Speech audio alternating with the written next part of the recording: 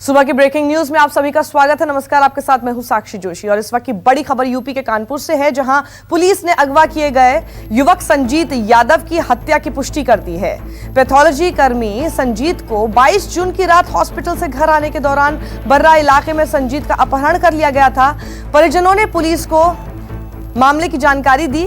आरोप है कि पुलिस के कहने पर ही उन्होंने 13 जुलाई को फिरौती की 30 लाख की रकम भी दी थी, लेकिन संजीत नहीं लौटा। और इस मामले में हिरासत में लिए गए 2 युवकों से पूछताछ में यह खुलासा हुआ है कि संजीत की 26 या 27 जून को ही हत्या कर दी गई थी और 29 जून को फिरौती की मांग की गई थी। यह खुलासा भी हुआ है कि पैसों के लिए संजीत के ही 6 दोस्तों ने उसका अपहरण किया था। संजीत के परिजनों ने इसी मामले को लेकर निलंबित बर्रा थाने के इंस्पेक्टर रंजीत राय, चौकी इंचार्ज और एसपी को जिम्मेदार बताते हुए उन पर धोखा देने का आरोप लगाया है। रंजीत राय को क्या लगता है भाई आप? रंजीत राय को चौकी इंचार्ज को कारागार में डाला जाए, उन दोनों को, हत्यारों को। क्या लगता है आपका भाई अभी जिंदा है या नहीं है? हमारा भाई नहीं है। किसको असल जिम्मेदार मानते हो आप? पुलिस प्रशासन को, रंजीत राय को, मैडम को, राजेश को, ये तीनों मेरे साथ गेम करते रहे। 30 जून को फिरौती है तो कॉल आया है उनके परिवार वालों के पास। इस मामले में अलग से टीम गठित किए थे, क्राइम ब्रांच और सल ब्रांच के। उनके द्वारा आज कुछ लोगों को हिरासत में लिया गया, जिनमें से 2 उनके खास दोस्त थे, जो कि इनके साथ पैथोलॉजी में, संजीत के साथ किसी अन्य पैथोलॉजी में काम कर चुके हैं।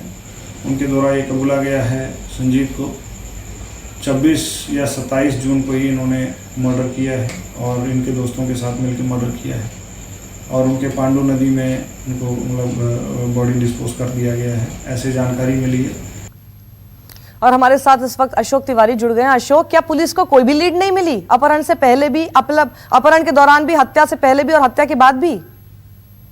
देखिए, निश्चित तौर पर परिजनों का यही बड़ा आरोप है कि जब गुमशुदगी की रिपोर्ट कराने के लिए वो संबंधित चौकी पर पहुंचे थे तो पहले पुलिस ने टाला मटोली की और जब उसके बाद उच्च अधिकारियों का हस्तक्षेप हुआ तो मुकदमा जरूर पंजीकृत किया गया था। लेकिन अभी तक, यानी जब से संजीत यादव का अपहरण हुआ तब से लेकर कल देर रात तक पुलिस को फिलहाल कोई लीड हाथ नहीं लगी थी। हालांकि संजीत के 2 दोस्तों को हिरासत में लेकर उन्होंने पूछताछ की, जिसके बाद पुलिस की थ्योरी के मुताबिक उन 2 लोगों ने ही पैसे के लालच में संजीत यादव का पहले अपहरण किया और उसके बाद उसकी हत्या कर दी। आधिकारिक तौर पर कानपुर के एसएसपी ने संजीत यादव की हत्या की पुष्टि तो कर दी है, लेकिन सबसे अहम बात यह है कि इतने दिन बीत जाने के बाद भी जब ये पूरा मामला, अब आप कह सकते हैं, पूरी तरह से हाई प्रोफाइल होता हुआ जा रहा था। खुद प्रियंका गांधी से लेकर अखिलेश यादव तक ने इस पूरे मामले को लेकर ट्वीट किया था, सरकार पर कई गंभीर सवाल भी खड़े किए थे।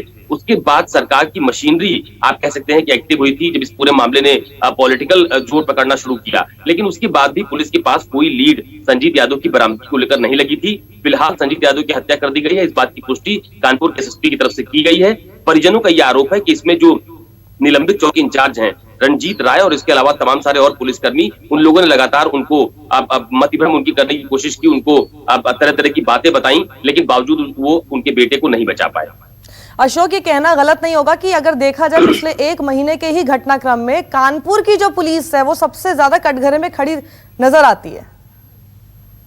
देखिए, निश्चित तौर पर ये संजीत यादव के प्रकरण के अलावा भी आप देखिए कि उत्तर प्रदेश में सबसे जो चर्चित कांड रहा कानपुर शूटआउट, विकास दुबे का प्रकरण, बिकरू गांव से संबंधित जो पूरा मामला था, उसमें भी कहीं ना कहीं शुरुआती दौर में पुलिसकर्मियों की हीला हवाली, लीपापोती नजर आई, जिसमें कई पुलिसकर्मियों को निलंबित भी किया गया, उनके खिलाफ कार्रवाई की अनुशंसा भी की गई। लेकिन खासतौर पर कानपुर में इधर अपराध की अगर घटनाक्रम पर नजर डाली जाए तो कई ऐसे बड़ी घटनाएं हुई हैं जिसने कहीं ना कहीं कानपुर पुलिसिंग पर सवाल खड़े किए हैं। हालांकि कार्रवाई के तौर पर भी जो संबंधित चौकी इंचार्ज या दरोगा या जो भी जिसकी मिलीभगत सामने आती रही उसको निलंबित किया गया। लेकिन अगर संजीत यादव के प्रकरण को आप देखिए तो कई दिन बीत जाने के बाद भी जब पुलिस के हाथ लीड नहीं लगी है तो उसके बाद 2 लोगों को हिरासत में लेकर पूछताछ की गई और बाद में देर रात में कानपुर के एसएसपी ने संजीत यादव की हत्या की पुष्टि की। लेकिन परिजनों का जो आरोप, बड़ा आरोप इस पूरे घटनाक्रम में है कि पुलिस लगातार उनको धोखा देती रही। पुलिस की बातचीत के आधार पर ही वो तमाम सारे जो घटनाक्रम घटित हुए उसमें पुलिस का सहयोग करते रहे।